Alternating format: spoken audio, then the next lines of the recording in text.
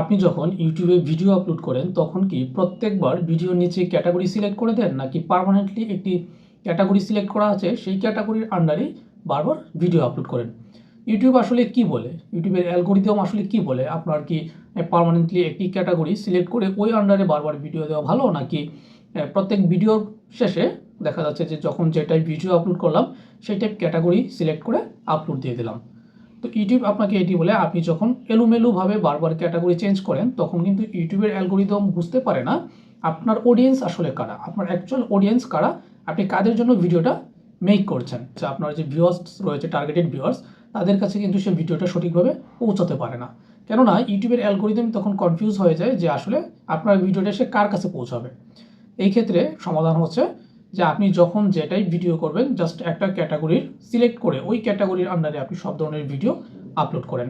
এতে কি হয়, শুধুমাত্র ওই ধরনের অডিয়েন্স যারা আছে, ওই ক্যাটাগরির আন্ডারে যারা অডিয়েন্স রয়েছে, যারা ওই টাইপ ভিডিও দেখতে আগ্রহী, শুধু ওই সব মানুষের কাছেই কিন্তু ইউটিউব আপনার ভিডিওটাকে রেফার করবে বা রিকমেন্ডেশন দেখাবে।